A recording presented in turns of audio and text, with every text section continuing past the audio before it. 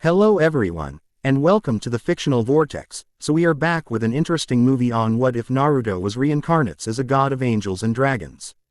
But before we start, I just want to remind you to please subscribe to my channel and hit the like button if you enjoy my content.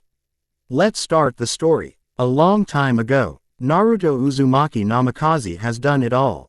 Surpassing all impossible odds, he became a shinobi, got the girl of his dreams who loves him just as much as he loves him, and then some who share the same sentiment, and became the Hokage of his village. In another life, he would draw attention to himself, he would be chasing a fangirl banshee, and would hang on to bonds desperately enough to chase after a traitor he believed was his eternal friend. That was another life, and this was his life. He still executed pranks, only for training. He sought out different shinobi in Konoha to train with, gaining many skills. He bonded with a girl he saved from bullies and a foreign shinobi, and along with other kunoichi, ended up becoming each other's life partner. Among other things, at the end of the Fourth Shinobi World War, Naruto sealed the entity Kagaya Utsutsuki within himself, defeated the traitor Sasuke Uchiha when he turned on the Shinobi Alliance, and freed everyone from Shinju and the Mugen Tsukuyomi. A few years later, he married his life partners, restored his clans, the Namikaze and Uzumaki clans, and then became Hokage. Now he has reached the end of his life due to old age, and is lying down on his deathbed, surrounded by his family. His wives already went on ahead, and now it was his turn. It was for the best anyway, since when he died, Kagaya goes with him to the Shinigami. After looking in the eyes of his children and their children's children, he gave one last smile before completely closing his eyes and passing away. Only for him to be reincarnated with all his memories intact, with a few surprises. For it appears as hero of the world, Shinigami was not though with him yet.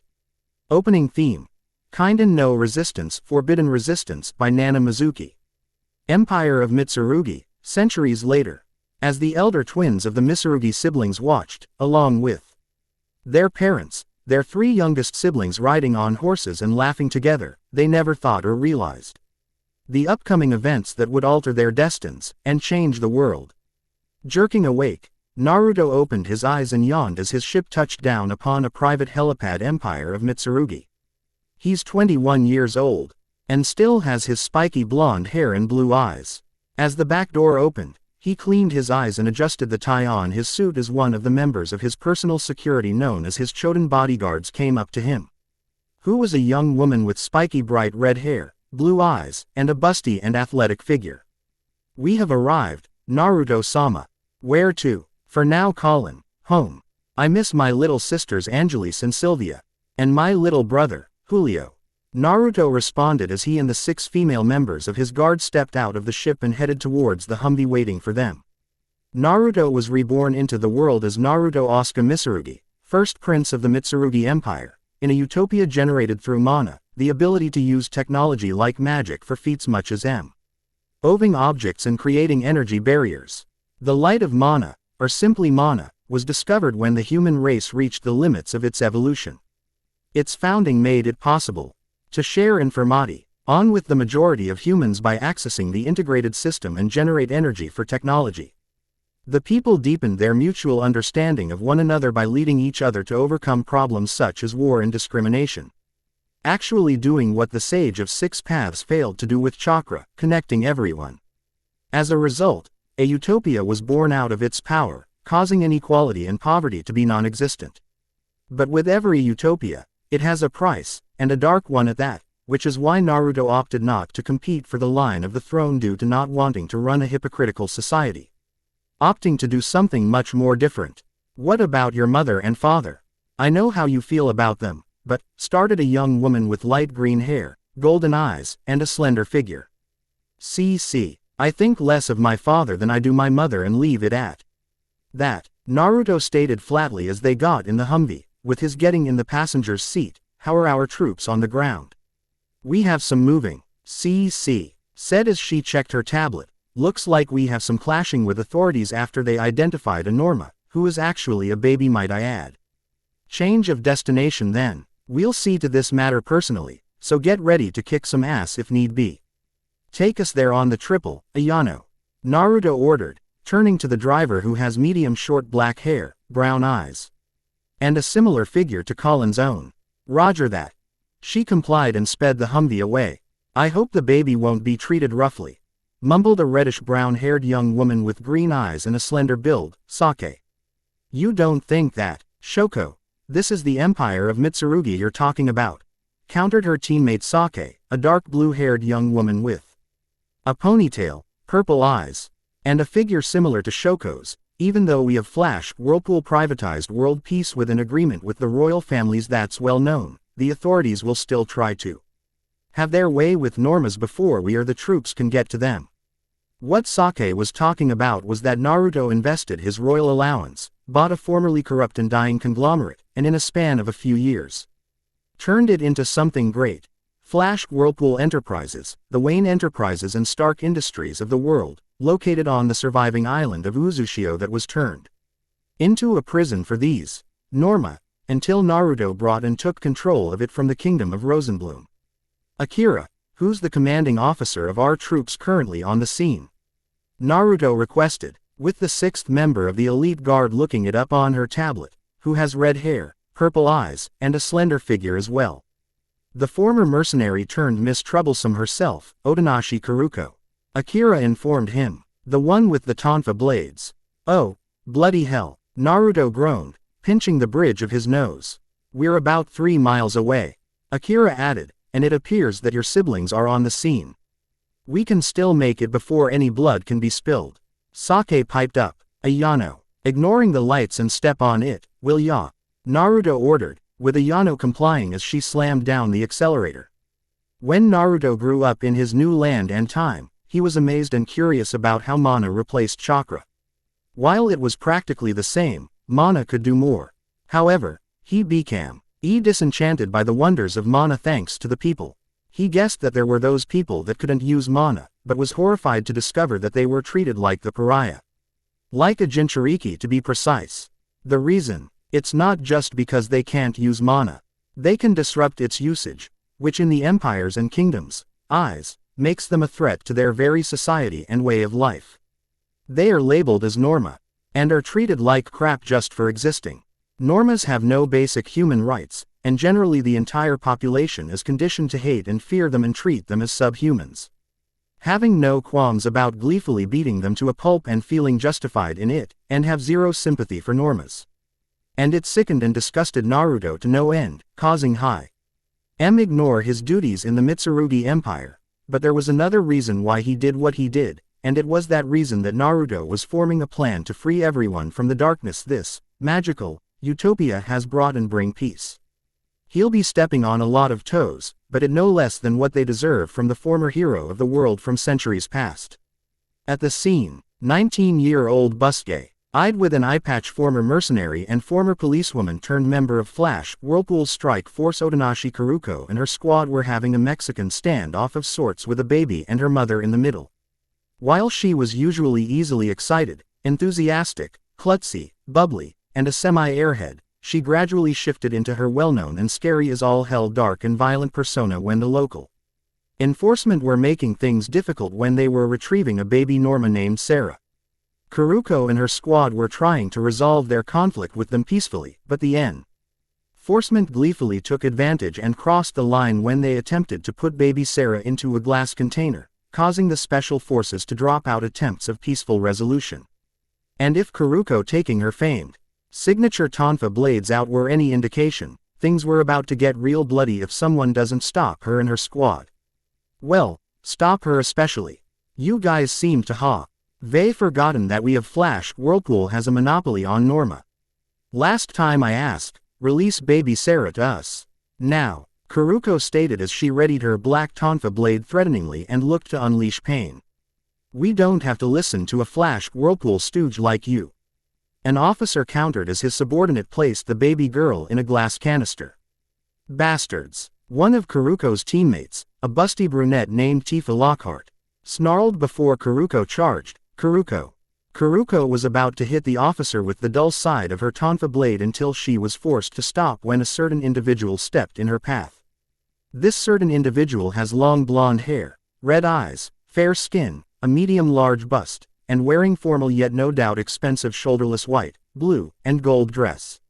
She is Angelise Sakuruga Mitsurugi, the beloved second princess of the Empire of Mitsurugi and the younger sister of Naruto. Oni-sama, her little sister Sylvia, a girl who looks like a younger version of Angelise, called out. While their older brother, Julio, a young man also with blonde hair and wearing a green suit, sighed. Angelise-sama, no. A Violette donning a maid outfit named Momoka cried out. Cease this violence at once. Angelise commanded, staring down Kuruko to intimate her, but failing, as first princess of. You have no authority over us, Angelise of the Mitsurugi Empire. You are of no concern of ours. Despite your genetic little anti-Norma sentiment, Chifa said as she narrowed her eyes at her. I beg your pardon, Angelise said, appearing insulted. You heard us. Your pals here are violating an agreement. Flash, Whirlpool have with the Royal Circle. Considering how you're running off at the mouth about how Norma are so-called, violent, antisocial monsters, I thought you would assist in the matter. Chifa said as Angelise scoffed. The police are simply treating how Norma should be treated. Angelise replied as a Humvee suddenly pulled up and skidded to a halt with the passenger door opening. Still acting like puppet with tangled strings. Sounds like it's too soon for you to be involved in politics, Angelise. Naruto said, frowning at her while the crowd around them murmurs at his sudden arrival. Naruto-sama, Momoka squeaked and bowed low. Oni-sama, Angelise said, shocking that he came out of nowhere. Naruto Oni-sama, Sylvia said, also surprised that Naruto was there, and glad to see him. Yo, Naruto ni, Julio greeted his eldest sibling. Naruto shook his head at Angelise, smiled at Sylvia and Momoka, and nodded at Julio, before going over to the others as Kuruko, after calming down. And Tifa saluting their leader. At ease my girls, Naruto said, smiling at them and then turning to the officers who were now sweating bullets, now then gentlemen. Wah, tease this about you violating an agreement I have with your government regarding Norma. Nothing, Naruto-sama, there, you can have this thing. The officer said quickly as he took the glass jar with Sarah in it away from his subordinate and handed it to Naruto, who did not look happy at the officer's words. I believe the baby has a name. Naruto said so coldly that it nearly made the police wet themselves as Naruto took Sarah out of the glass and held her in his arms properly. It's Sarah, Prince Naruto. Her name is Sarah, the woman whose Sarah's mother cried as she crawled forward and grabbed Naruto's leg. Please don't take her away from me. I'll raise her well, I swear. I'm sorry, miss, but I must take her away from here, if only to keep her away from the people who no doubt want her to die. Naruto said sadly, gesturing to the crowd as the mother wailed loudly, but that doesn't mean you can't come with us. No child should be without their parent, whether they be Norma or Mana users. I can. The mother asked, surprised, but I thought they said that while you took over, nothing's changed. What you heard was a lie. Things are much different than how they were when the kingdom of Rosenbloom ran things. The name change of the island symbolized that. Now come, we've dallied around here long enough. Naruto said and turned to Kuruko, Chifa, and the rest of the strike force, as you were.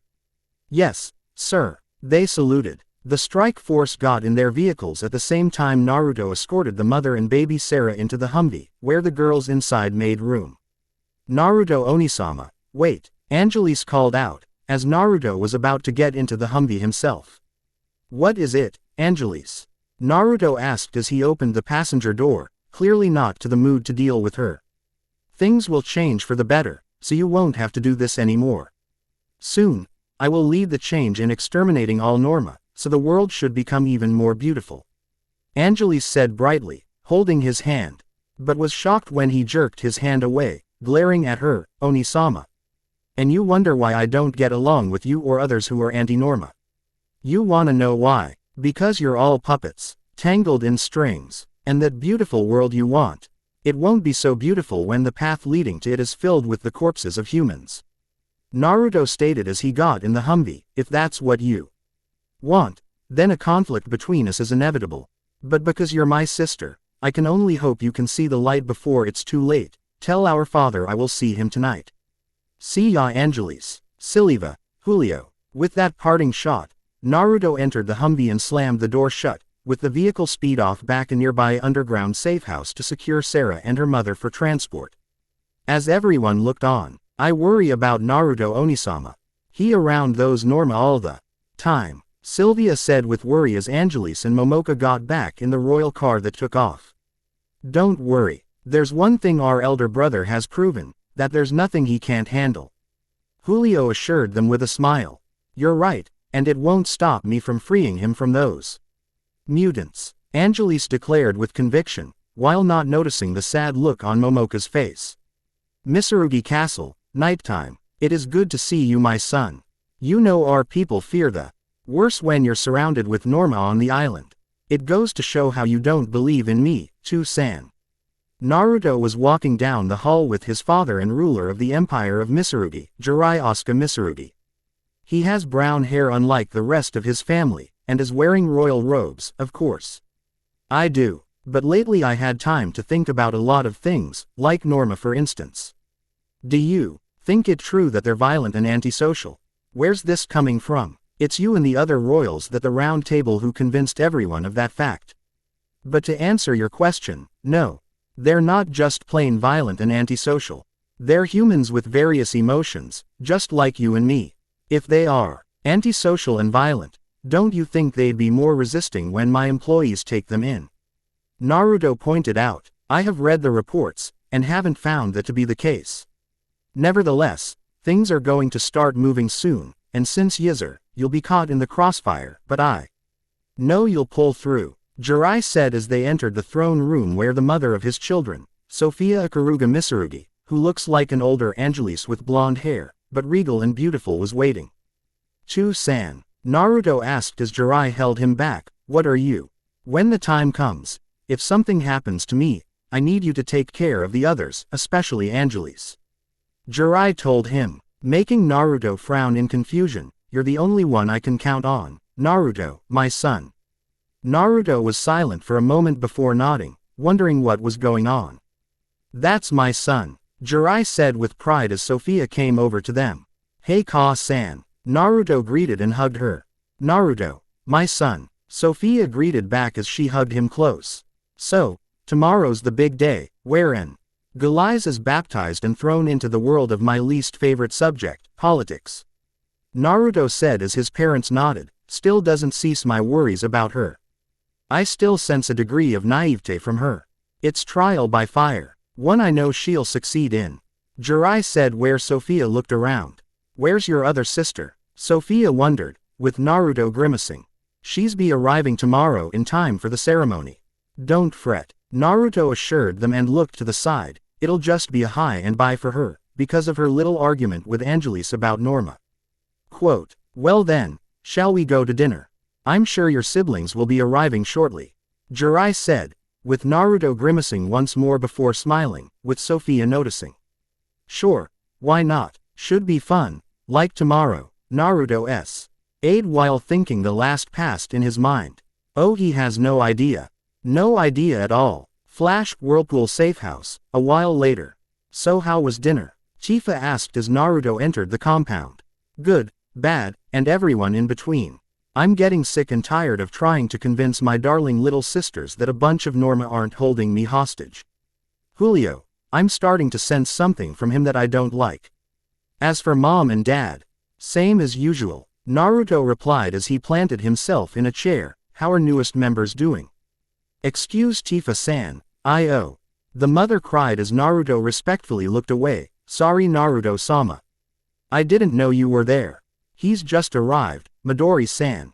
Chifa told her as she handed her blanket that was used to cover the feeding. Comfortable? Naruto asked, turning to face her. Hi, thank you for letting me stay with my baby. When are we going to Arsenal? Midori asked as Naruto's laughed. Arsenal, they still call it that here. Idiots, the lot of them. Arsenal is now called Uzushio, where Norma can live their lives the way they want to, and at the same time train to defend their home. Naruto said with Tifa nodding, we'll be heading out tomorrow after the ceremony. As a member of the royal family, I must be present. Midori nodded as she face darkened. Why? Why aren't the others like you? Why did Angelise-sama insist on abandoning the only Family I have left just because my baby can't use mana.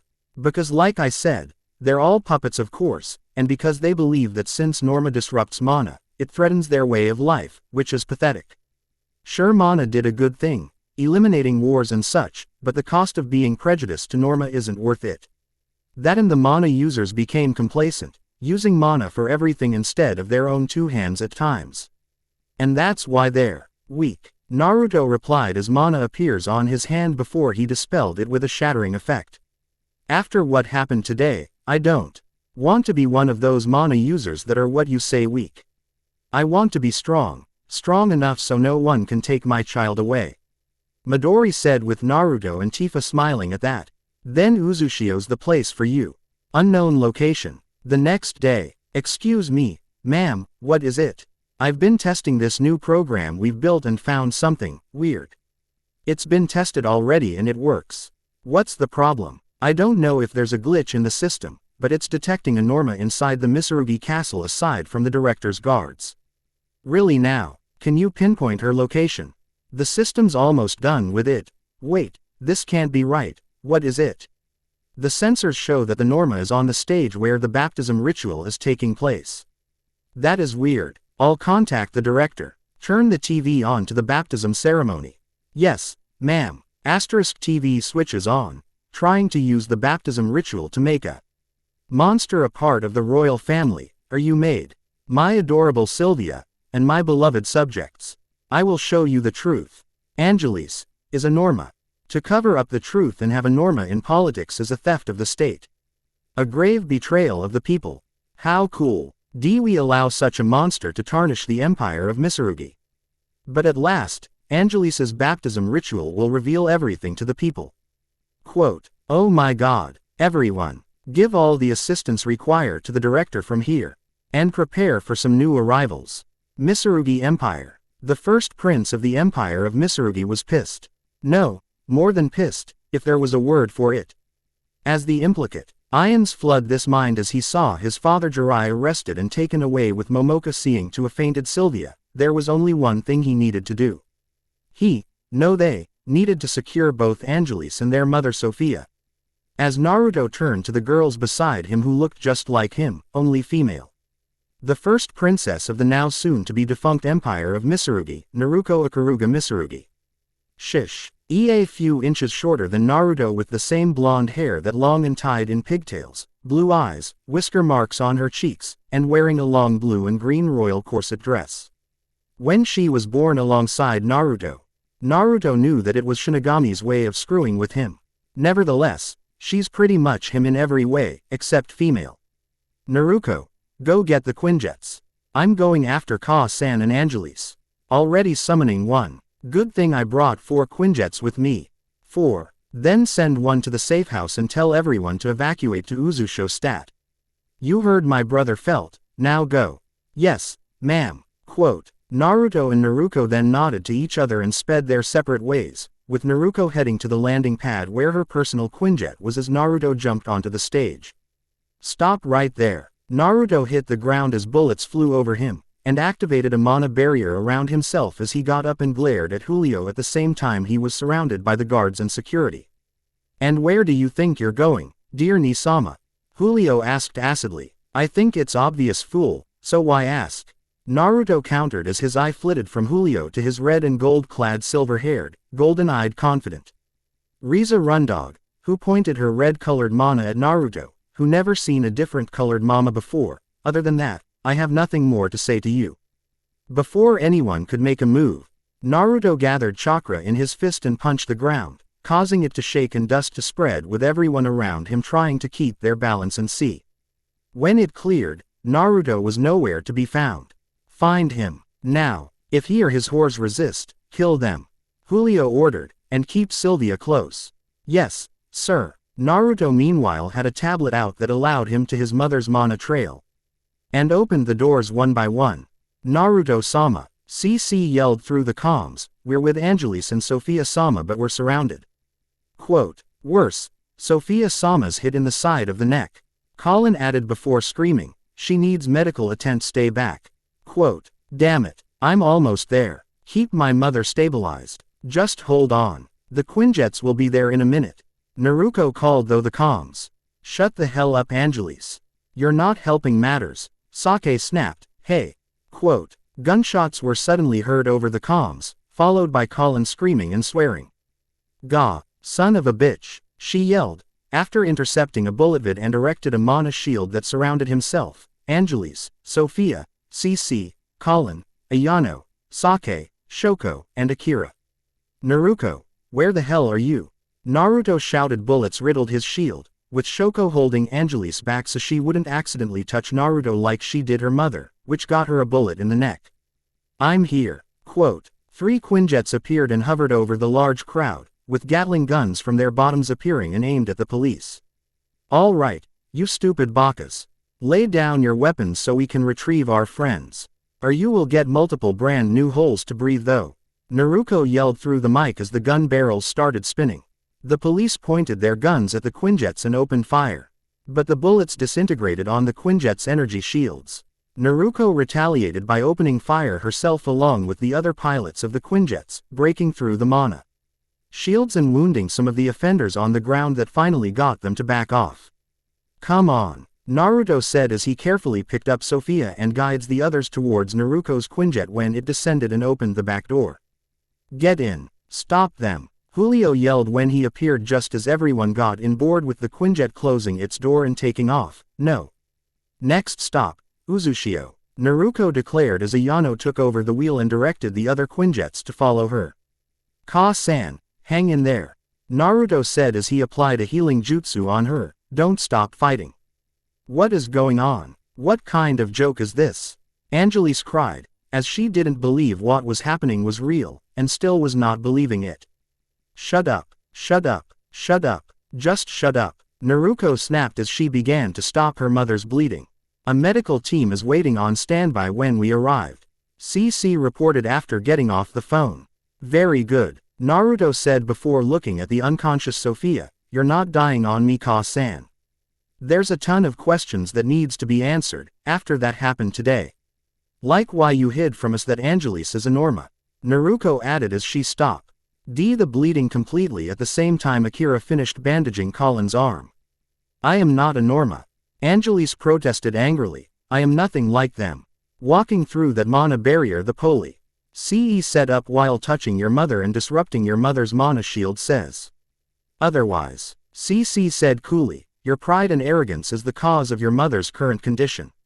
I suggest you drop it.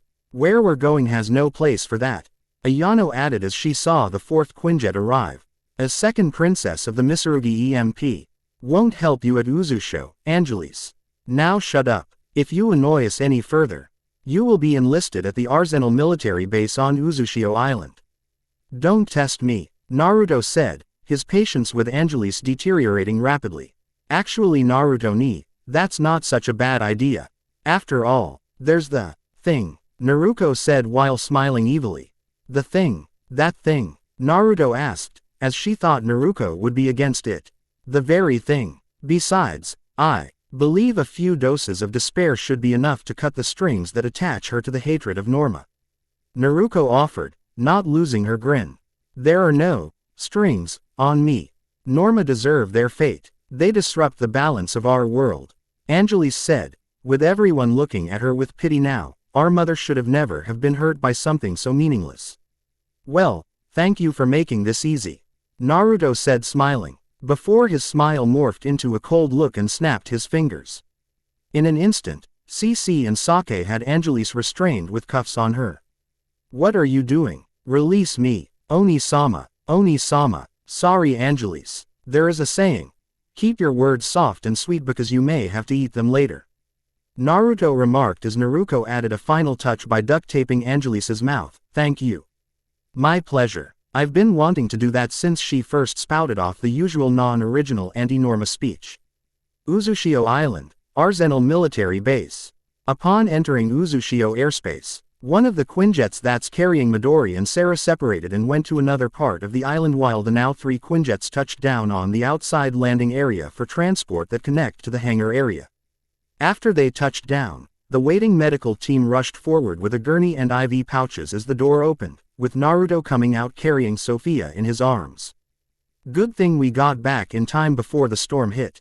Do not let her die. Naruto ordered the medical team as Naruto set Sophia on the gurney. Yes, sir. They chanted as one and immediately headed towards the medical bay.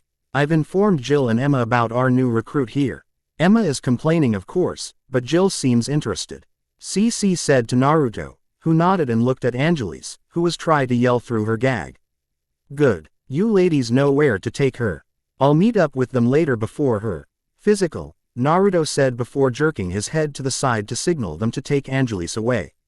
You got it. Come on. Move it, princess. Not that you will be one after tonight. Sake said as she and CC dragged a struggling Angelise away. A while later, Norma number 1203-77, Angelise Ikaruga Mitsurugi. Born in the Empire of Mitsurugi. 16 years old. 16, huh. Due to your past behavior, you are drafted into the Arsenal military of Uzushio Island from now on. You will be required to fight as a soldier. After Angelise was booked, she found herself in a holding cell that was illuminated briefly by the bolts of lightning outside, with two authority figures of the Arsenal military complex, Jill and Emma. Jill is the Commander General of Arsenal, who's a Norma.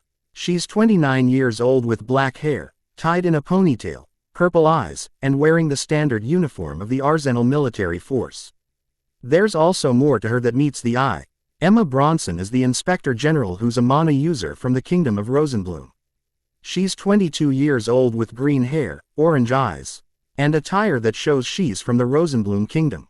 Ah, Director, Chief, just in time, Emma said as Naruto and Naruto entered the dark and dank room. We were just wrapping up processing her. Good. How's she cooperating? Naruto asked, not taking her eyes off Angelise. So far, she hasn't put off any form of resistance. Emma informed him to his approval.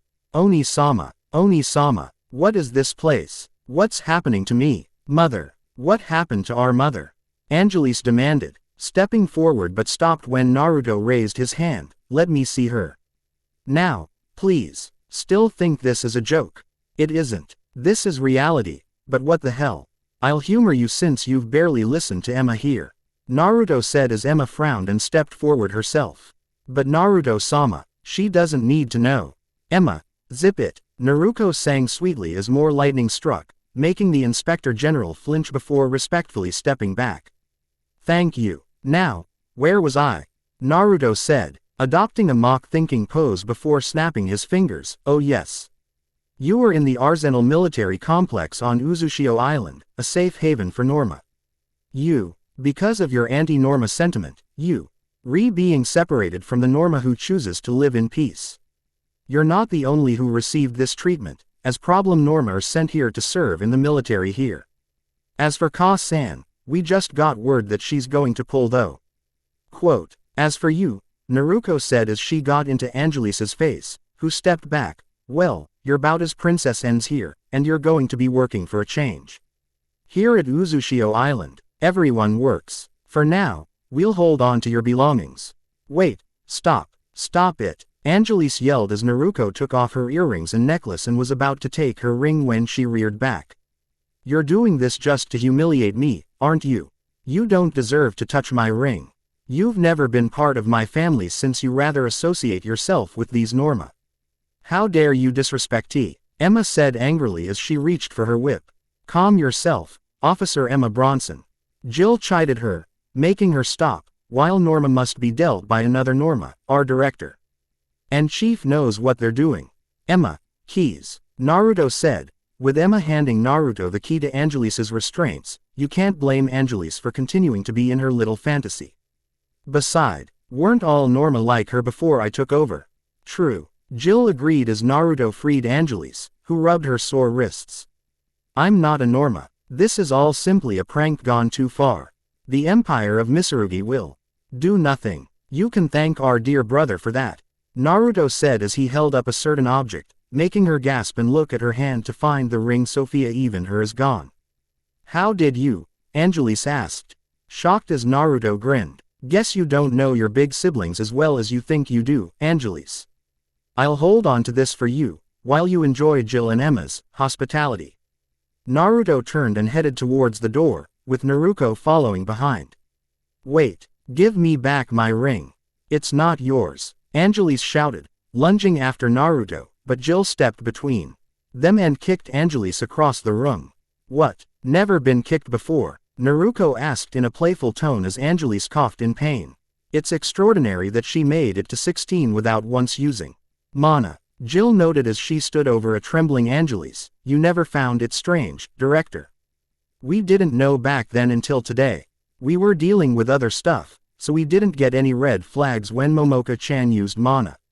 For Angelise here, Naruto admitted and shrugged. No, Chu-san said that I didn't have to use mana because I was of the royal family.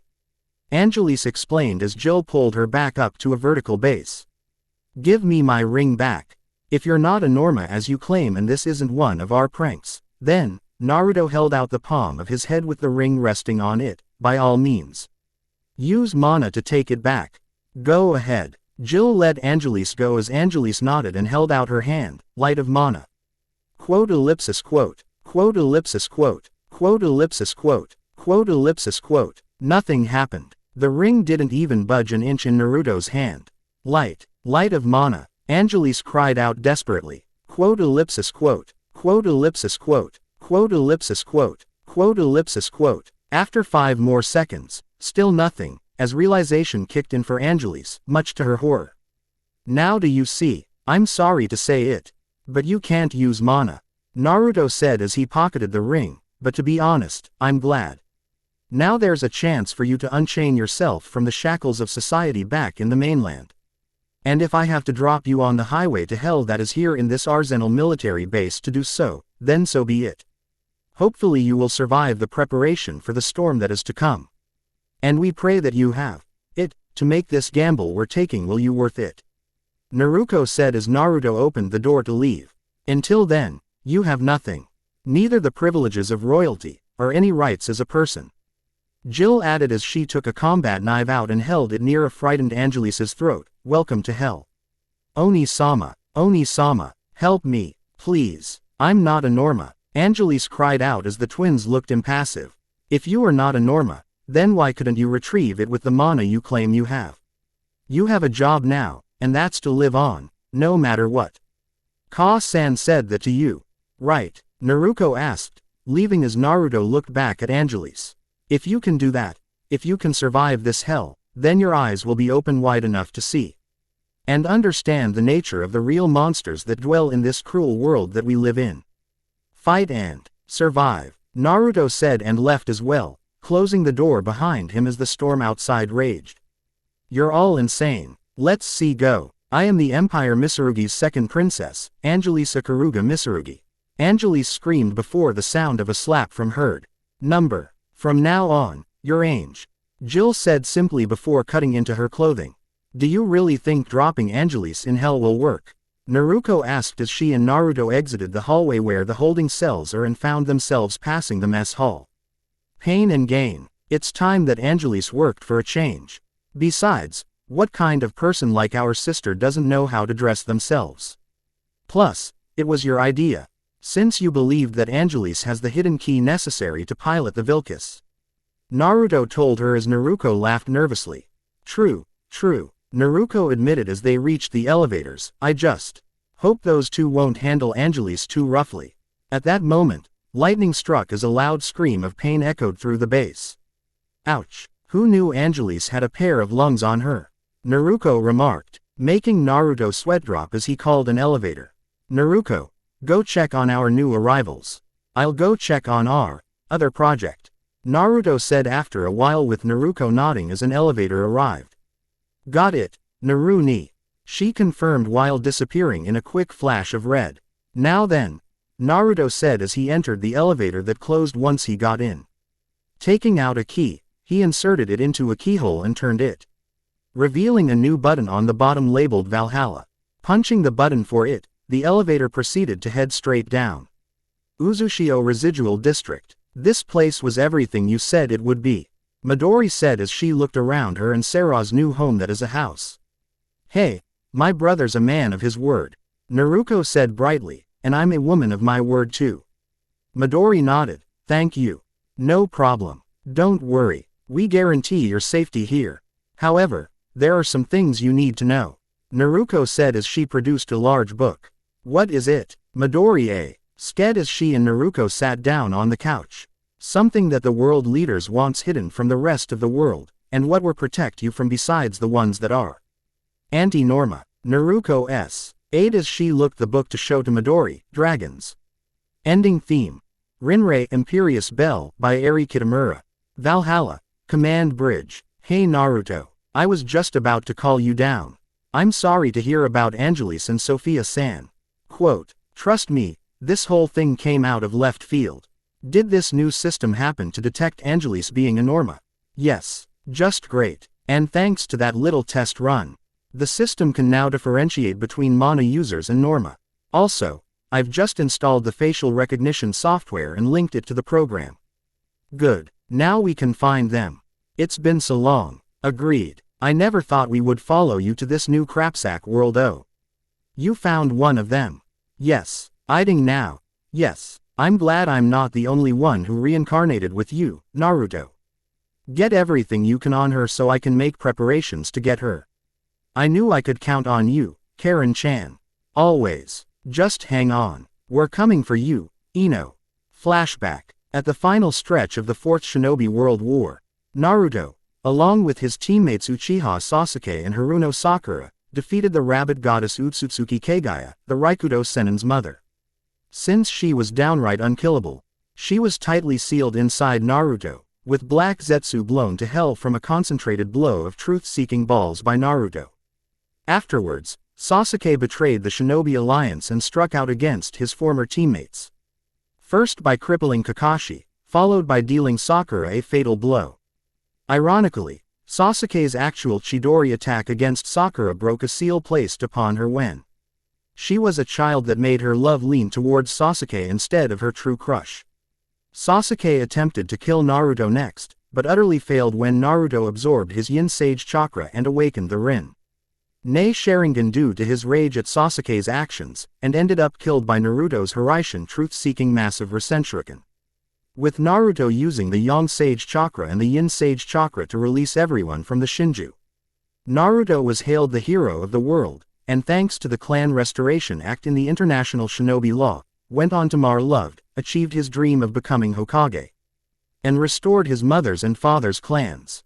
He loved his wives, and the feelings were all mutual, which is no doubt the reason why Hinata, Ino, Haku, Tenten, Anko, Yugao, Tamari, Kin, Tayuya, Karen, Yakumo, Shion, Samui, Konan, Shizuka, and Sakura were all able to reincarnate along him in the new world that is the Mana Utopia in different forms. Naruto suspected that just like Naruto being born with him, Kagaya and Shinigami had something to do with his wives' presences. Naruto was first made aware of the possibility of his loved one's presences back when he grew into a teenager, with Karen being assigned his maid in the empire of Mitsurugi, just like Momoka to Angelise. At first, Naruto didn't know what to make of it, since Karen has no memory of their time together in the past, so he guessed that she was his descendant. But that theory went out the window during his fateful, first trip to the Norma-inhabited island that was soon to be Uzushio, Arsenal. The entire island was more like a military installation prison than anything, and Naruto was appalled with the way the Norma act, along with some of their living conditions, and the food they're served, among other things he observed while given the tour. It was during the tour that he saw Shizuka, who was a Norma and part of the Arsenal military. Thankfully, she was kind and pleasant, unlike some of the other Norma, who decided to be antisocial and violent like the other Mana users say about them. As Naruto and Karen hung out with Shizuka, some of the Norma harassed them under the pretext of revenge, and while Karen attempted to defend her master, she was struck into Naruto, and they accidentally kissed, a kiss that restored Karen's memories of her previous life with Naruto. After the troublesome Norma were driven off, Naruto and Karen had a tearful reunion when the former was struck by inspiration and kissed Shizuka as well, who was caught off guard. As expected, Shizuka memories returned as well, and she joined in on the reunion. That was then cut short by an alarm blaring through the base, and Shizuka had to go. When investigating and getting into the command center, Naruto saw the true reason of why Norma was sent to Arsenal. They were forcibly drafted into an off-the-books military force to be trained to fight and use transforming mobile mecha suits called paramales to fight interdimensional STS codenamed Dragons D-dimensional RIFT a T-Toon G Argantuan ORG Anik N Eototype that come through a singular point to invade the world. The sight of the Norma fighting the dragons awakened Naruto's battle instincts that lied dormant during his rebirth, and went to join the fight on a spare paramale that had yet to be launched, with Karen hopping in the backseat as it launched. The other male riders were getting killed left and right until Naruto intervened. After taking out the dragons, Naruto responded to a distress call of a far-off paramale rider named Electra, who lost her arm. ND managed to save her and her paramale named Vilcus before they crashed into the water. After the campaign, Naruto, Karen, and Shizuka got together under the island and planned to take over Arsenal from the kingdom of Rosenbloom to make things better. The additional goal of finding the other reincarnated girls, with Naruto's connection given his status as royalty, Karen's knack for getting blackmail material and her skills in technology, and Shizuka's knowledge of the island of Arsenal, it would work to be a perfect base. When they discovered the Uzushio symbol in the abandoned cavern therein, they put their plan into motion. How they managed to pull it off is a story for another time, but Naruto has accomplished a lot in terms of changing things, unlocking the Norma girls' potentials, and finding his other reincarnated wives, despite meeting some slight resistance that was managed swiftly. Opening theme: Kind and No Resistance, Forbidden Resistance by Nana Mizuki. Uzushio, Naruto's estate, present day. Naruto had just woken up and finished doing his morning calisthenics, readying to tackle the day ahead. It's been few days since his little sister and now fallen princess of the empire of Mitsurugi, Angelise Karuga Mitsurugi, was rechristened as Ange and drafted into Uzushio's Arsenal's military.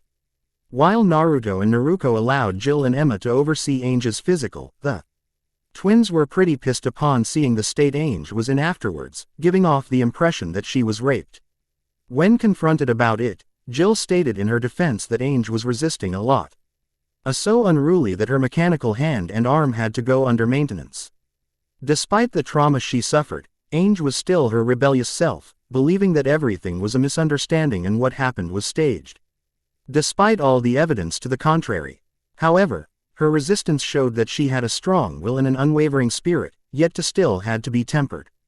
Unfortunately, continuous resistance and her constant degrading of Norma were getting on the threads of her sibling twin's final nerves.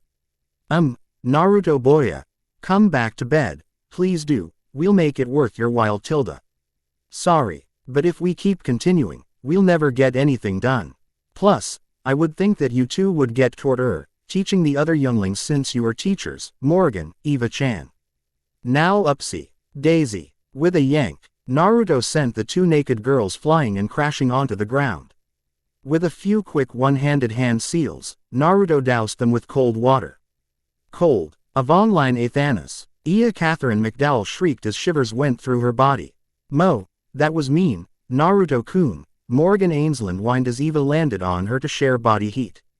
I'll make it up to you, my lovely succubus and Shinso vampire. Naruto said with a grin as Naruko entered the master bedroom. Morning. That it is, Naru-ni. I was just about to go see Ange. Come with, Naruko asked and looked in amusement at Morgan and Eva entering the shower. Might as well. If I stay, those two will drain me in more way than one. Naruto joked as they departed. Morgan Ainsland and Evangeline A.K. McDowell. Their origins were a history since they couldn't remember some of their past, but they do remember exactly who and what they are. They came from a singular point some time after Naruto and Naruko took control of Arsenal. Due to them being unique, Naruto offered them a home on the newly established Uzushio, which they accepted. It was through Eva that Naruto became a magister and Naruko became a ministra. And both entered a contract with Eva and Morgan, with others soon following who are those that share a close and special relationship with Naruto, as evidenced by the Pactio cards they carried on their person. While it was never Naruto's intent to take Arsenal now Uzushio for the girls inhabited on it, some of the girls took an interest in Naruto despite him being a mana user, and no because he's one of the only few males in the island, nor because he's a Norma sympathizer. They just happened to like him for his personality, charisma, his leadership skills, and the changes he's did that made life more manageable for them. Arsenal Military Complex. These are the massive, hostile creatures who traverse space-time, known as dragons. To protect human territory by intercepting and destroying them is the task of the Norma in the Arsenal military here on Uzushio. Originally, we Norma were allowed to live in this world solely as weapons that kill dragons. But now, thanks to our director, we have a place in the world. And a choice to fight the dragons. Despite the choice we make, it doesn't stop us from fighting to defend ourselves. Let's not forget that as we give our all to fight them. A young brunette teacher lectured her class full of young girls below 10 years of age. Yes, ma'am, they chorused excitedly. Understand, Ange. Jill pressed Ange, who was part of the class and wasn't even paying attention except perking up at Jill's voice. The Empire of Mitsurugi will send a release, Ange mumbled, making Jill along with Emma shaking their heads as the door to the classroom opened. Don't hold your breath for it. You'll die, Naruto replied dryly as she and Naruto entered. Oh, Director, Chief, what a surprise, the teacher said, and gesturing to her class, everyone, salute the Director and Chief. Yes, ma'am, they said, standing up and saluting the two most powerful people on the island in terms of power, strength, and influence. At ease, little ones, Naruto said, waving it off. Are you learning a lot? Hi, the girls said as one, making Naruto smile. Excellent, here's some advice from yours truly. Learn all that you can, no matter how significant or insignificant the knowledge is. You never know if something you think isn't important might end up important after all. Naruto said, with the class nodding. Director, I believe Ange's education here is done.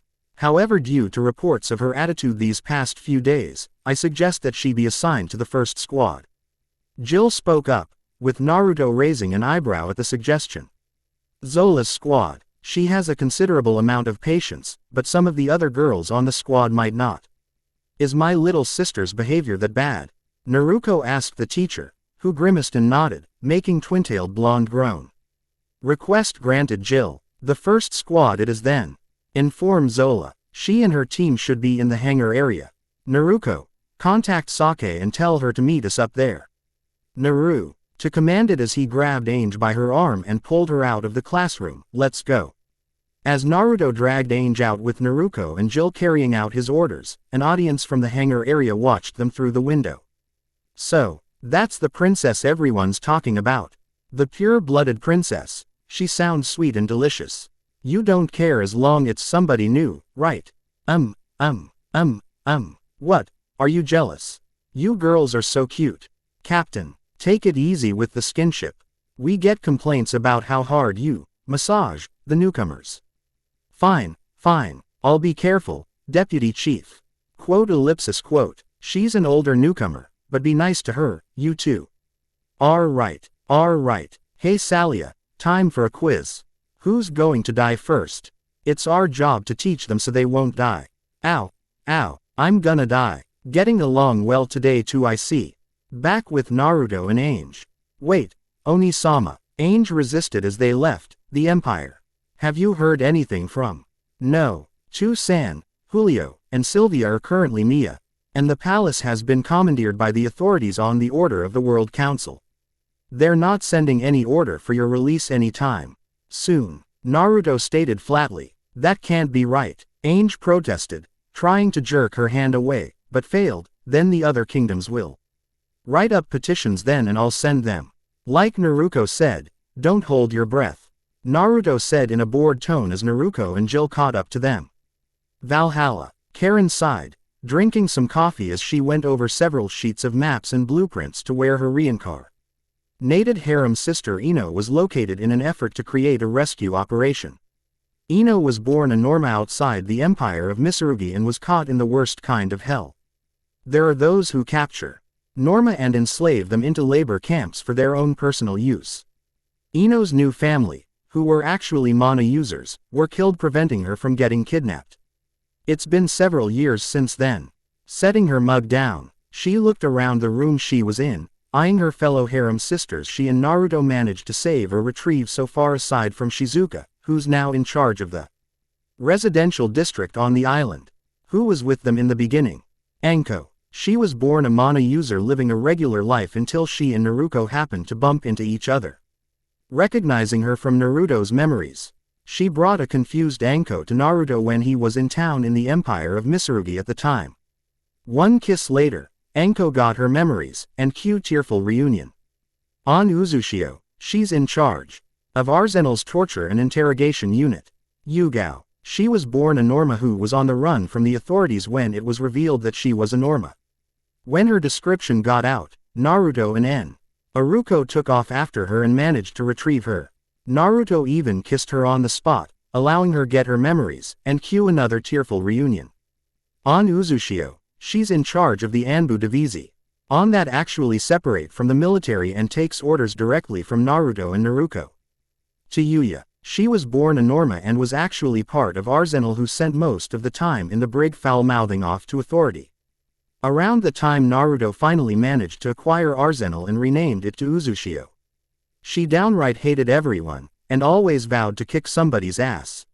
When Naruto dealt with her, he had to remain her with chakra chains before kissing her to restore her memories. After the little reunion, she calmed down to a degree. She works as island security under Naruto, granting her access to everywhere. Shion. Like Anko, she was born a mana user. She was working with a religious sect somewhere in the kingdom of Rosenbloom, and was forced to be a shut-in for her safety and special power to predict people's deaths like in her previous life. When Naruto heard, he arranged a meeting with her under a different identity, and when they met, Naruto kissed her.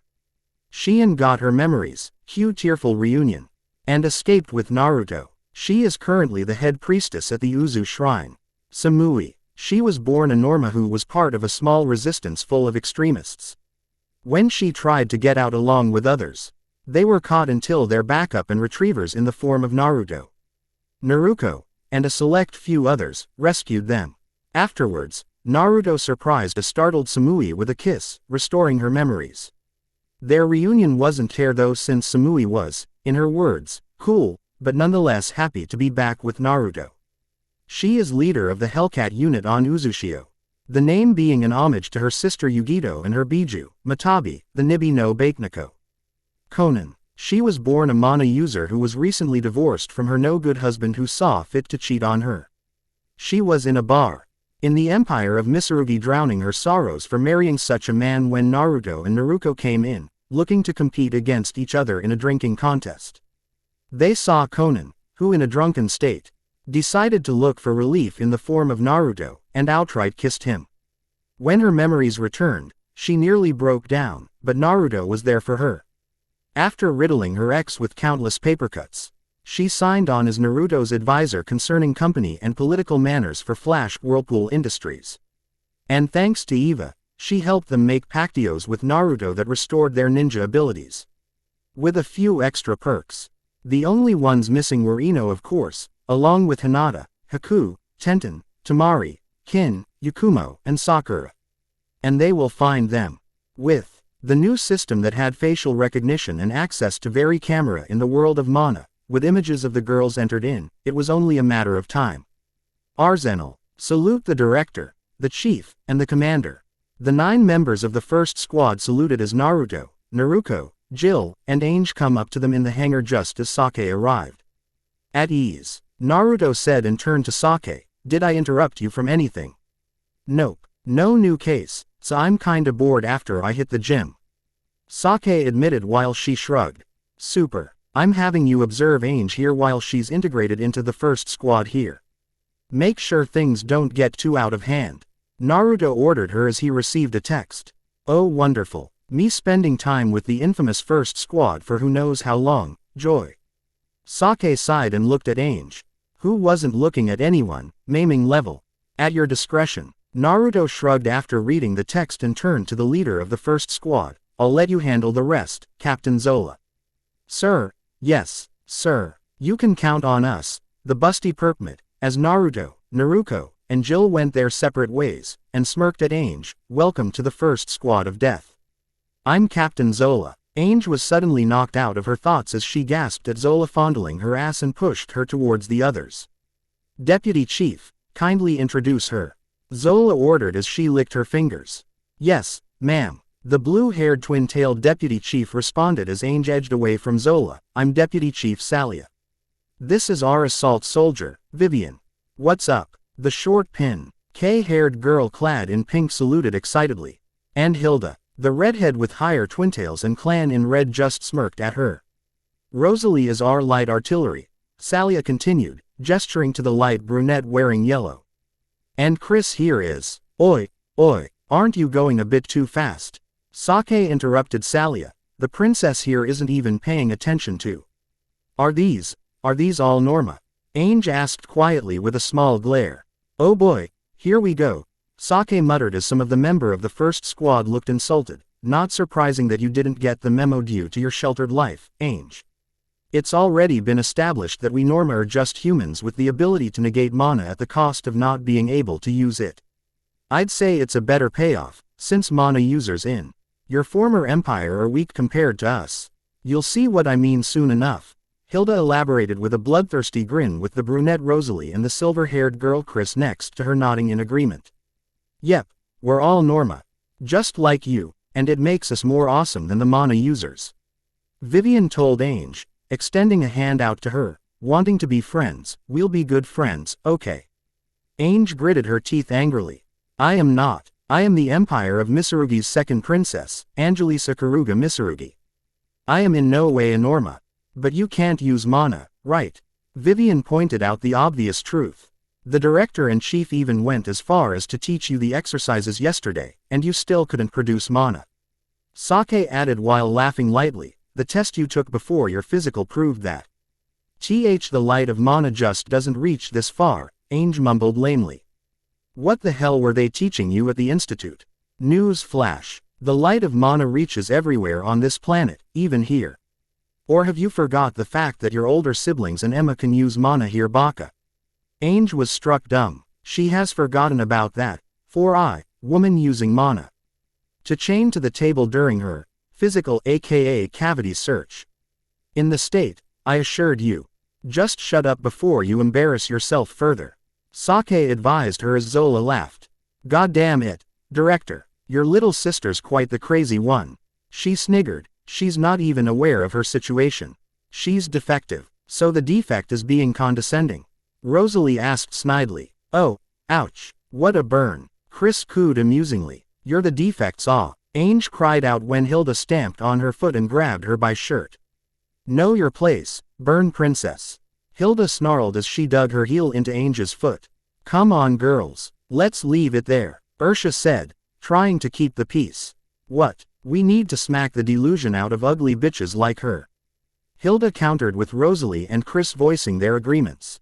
True, but Ainge didn't that ugly. Vivian piped up. You're always too soft, Ursha. Hilda noted annoyingly as Zola started giving out orders. That's why the newcomers always act tough. Salia, you take care of Ainge. Teach her everything. Yes, ma'am. Salia responded as Zola put her arm around and leaned on Ainge. Be nice to the promising newcomer, everyone. We're all Norma here after all. Zola grinned at an uncomfortable Ainge. All right. Ladies, at this moment, we're starting team training. Ursha, Rosalie, Chris, you're with me. We'll be executing long-ranged attack formations. Salia, Hilda, Vivian, you three will be training the newcomers. Have fun. Yes, ma'am. The girls in Zola's squad went on to execute their leader's orders, with Ainge not budging an inch as Salia walked behind her. This way, Ainge, Salia instructed softly. No one can give orders to royalty. No craps were given as Salia caught Ainge in a submission hold and brought a combat knife to her throat. Here, your superiors. Orders are absolute, regardless of status. Salia countered simply. Got that? Scared out of her mind, Ainge nodded quickly. Naruto Onisama, help me. Quote, she is definitely worse than any other troublesome newcomer. At least she has a strong will. Sake mused as Salia dragged Ainge away at knife point. Naruto's office, a week later. These results are encouraging. I knew Ainge's experience with Iaria would come in handy to contribute to her paramale piloting ability. Naruto said as he looked over Ainge's file. Basic fitness, reflexes, combat adaptability. Understanding of military theory, all above average. Even that's impressive. You're right on the button, Naruto ni. Naruto agreed as she sat on his desk with a coffee mug in hand. It's pretty obvious, from a normal standpoint observation that is. As we suspected, Naruto said as he flipped a page, she's not doing all this to survive here on the island. She's enduring all training to gain strength to escape from here. Naruto finished for him and downed her coffee, even the others agree. As your old friend Shikamaru would say, troublesome. How should we proceed? Naruto sighed in response, slamming the file down on his desk, as there was a knock on the door. Come in. You called for us, Director. Jill asked as she, Emma, and Kagaya, dressed in a form-fitting military uniform, entered the room. Indeed, Naruto said as Kagaya closed the door, I'll be leaving around noon to go on a personal mission, and I'm leaving Naruto here in charge until my return. Understood. Anything else? Jill requested. I don't want you to misunderstand here on this next bit. I've read the report on Ainge and it's more than satisfactory. However, recent observations from Officer Sake indicates that Ainge is not ready for field work, and there's a high risk that she might try and escape, despite the knowledge that the Paramales has limited fuel. I don't want to take that risk that'll lead to any deaths. Naruto explained. Besides, there haven't been any death in the past 5 years since he adapted and upped our game. Naruto added brightly, no need to change the status quo on that. The new toys we integrated into our forces contributed too. Kagaya added as well, speaking of which, the bunny Shinonono wants to see you before you go. The new machines are ready for a live field test the next time the dragons come around, and the pilots have been chosen. Good. Everyone's dismissed. I've said all that I need to say. Naruto said with everyone nodding. So, basically Ainge is on the reserve list then? Jill questioned with Naruto scowling at her. Isn't that considered favoritism? No, it isn't. Ainge isn't to go near a paramale period. She's too much of a flight risk because of her continuous denial. I thought you of all people would know that. Naruto said as he left. Until further notice, Ainge is grounded. She will be flying a paramale in the future. Just not now, Naruto said and she too left. They're still too naive. Jill mumbled to herself, with Emma looking confused and Kagaya glaring at her. It's not naive. It's logic. Obvious logic that I'm surprised you disagree with. Kagaya stated and shook her head. Idiot. Valhalla. Drive. Shinonono's lab. Naruto-kun. Upon entering, Naruto promptly leaned to the side to avoid a purple street. Reek, that was a young girl with long purple hair that reaches to her hips, purple eyes, a busty figure, wearing a lab coat over a frilly blue and white dress, and sporting a pair of robotic rabbit ears. Because, why not? Yo, Tabane. Naruto deadpanned as Tabane Shinonono crashed to the floor where Naruto was. Mo, why did you dodge, Naruto-kun? Tabane whined with her head sporting a bandaged th. At came from Naohirang has helped the energetic bunny up. I had enough girls hanging on me to last a week. So, you finished the infinite stratus machines? Naruto asked, with Tabane nodding eagerly. And the lucky chosen are right here with theirs already chosen. She said, gesturing to the girls who were dressed in swimsuit-like attire in the room who saluted upon Naruto spotting them, the Chifuyu squad. Roll call. Ladies, he commanded, your name and his designation. Chifuyu Orimura, leader of the Chifuyu squad. His designation. White Knight Byakushiki, said the tall 24-year-old W. Oman with long black hair tied in a ponytail, red eyes, and a regal figure. Tadanashi Katana Sarashiki, the Chifuyu squad's second in command. His designation. Mysterious Lady, said the shorter 16-year-old girl next to her with short light blue hair, dark red eyes, and a voluptuous figure with slender thighs. Huki Shinonono. His designation. Akatsubuki, said the 16-year-old teenage girl with long brown hair tied in a ponytail tied with a white and red ribbon, dark blue eyes, and a very well-endowed figure. Cecilia Alcott. His designation. Blue Tears, said the 15-year-old British-looking girl with long blonde hair with a blue headband, blue eyes, and a figure like a model. Lingyan Ren Huang. His designation.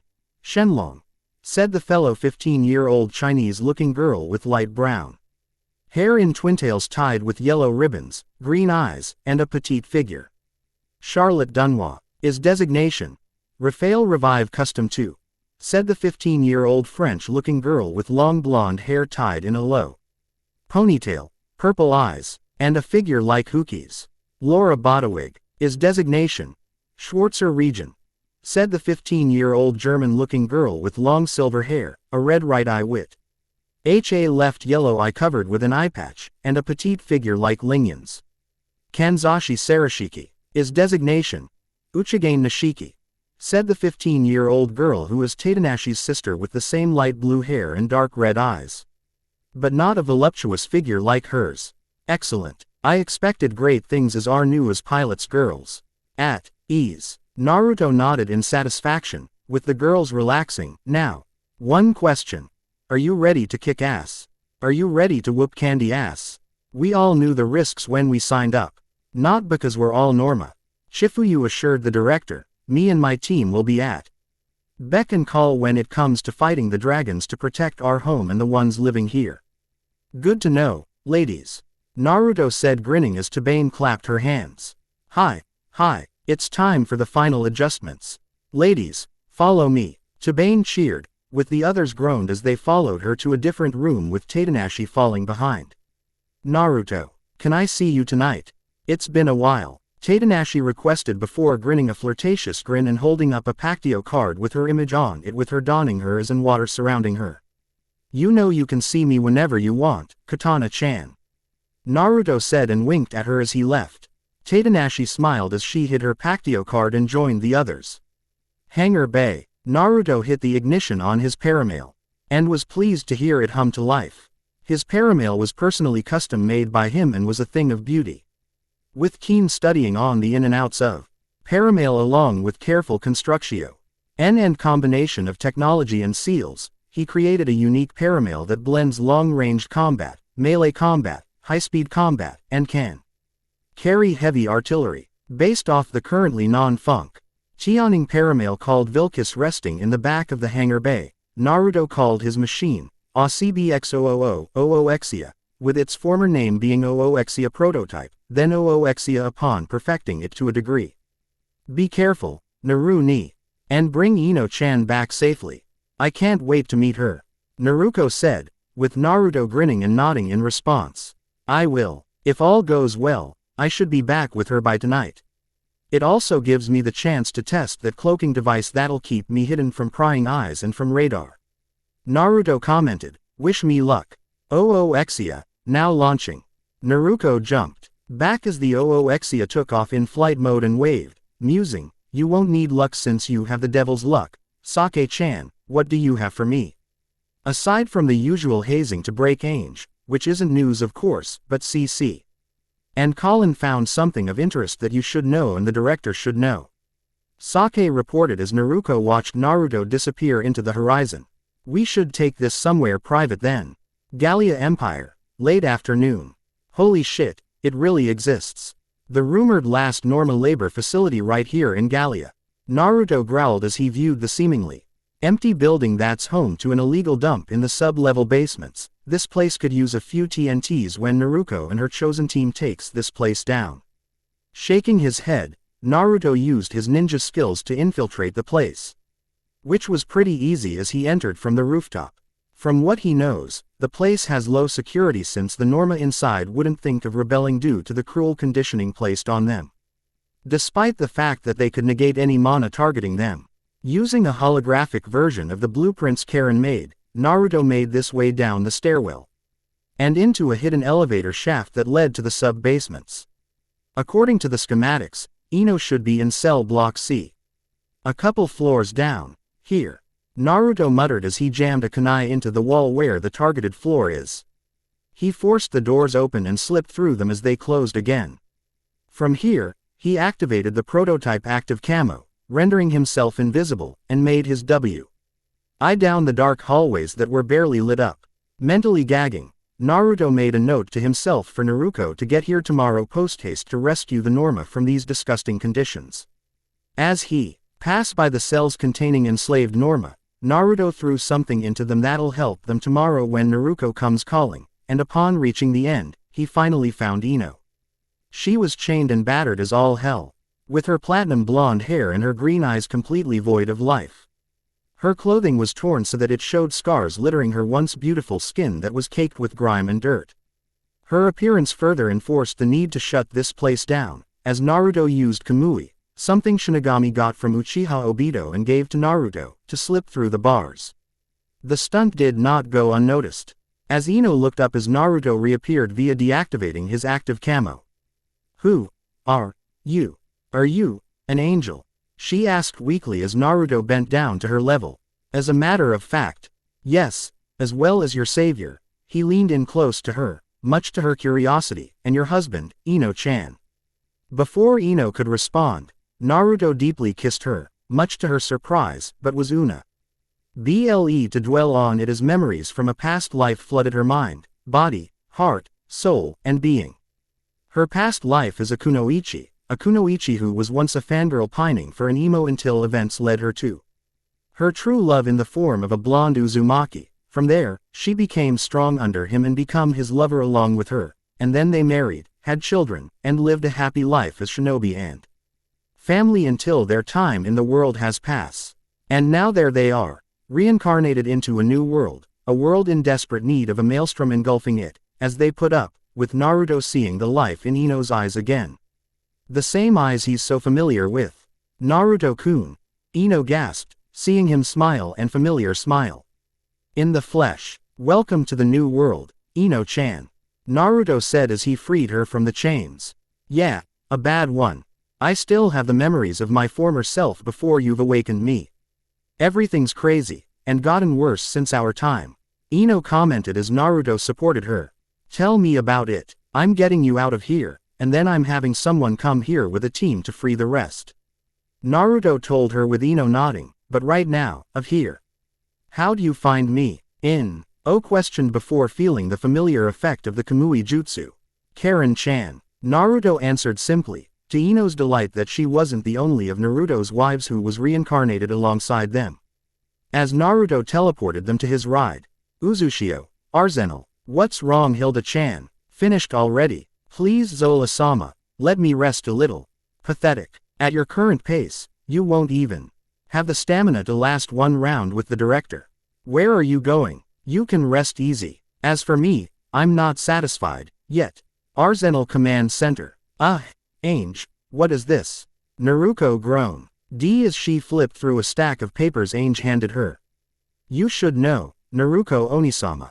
It's an invocation of my entitlements as royalty, and a petition for my immediate release," Ange explained as Naruto rubbed her head with Jill, Emma, and the three girls looking in amusement. "Please have this delivered to the heads of all states right away." "Mo, you still don't get it?" Emma asked in exasperation. 1, 2, 3, 4 petitions.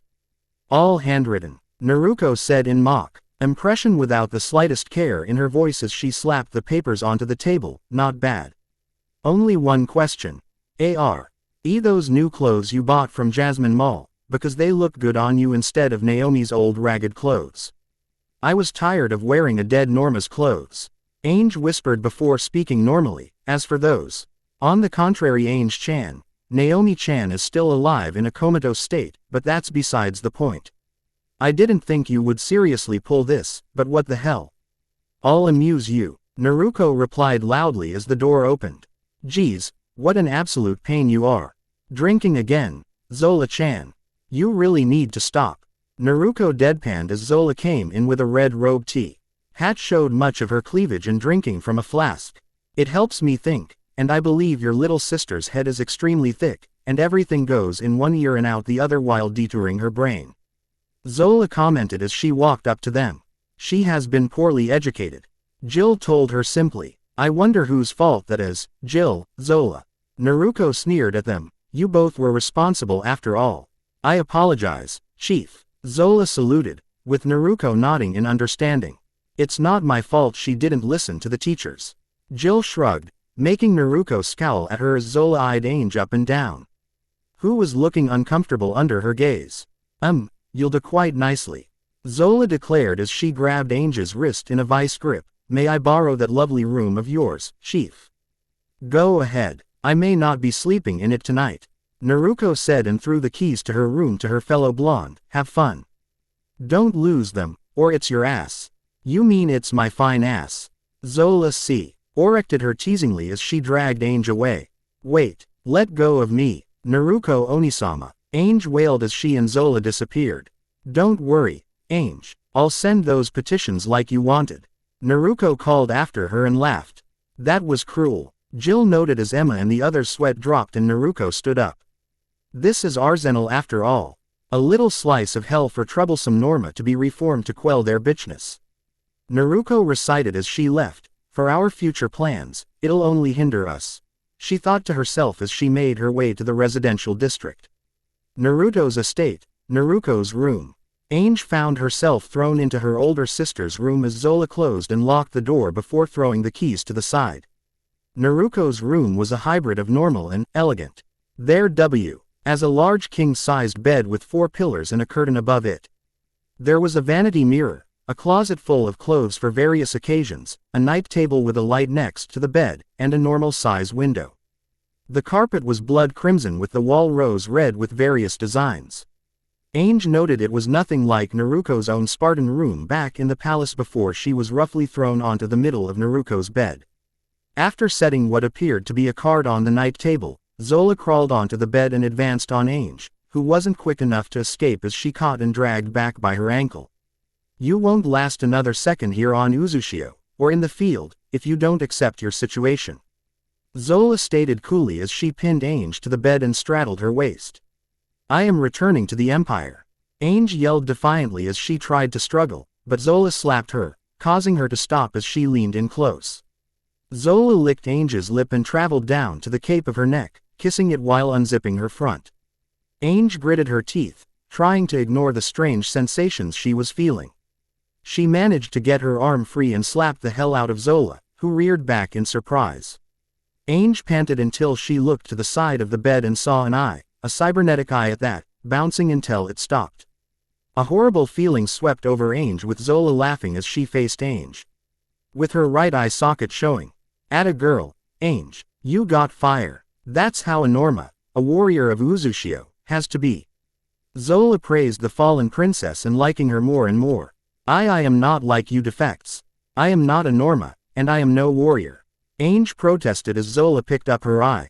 Lose an eye, lose an arm, and the will to fight still runs through you.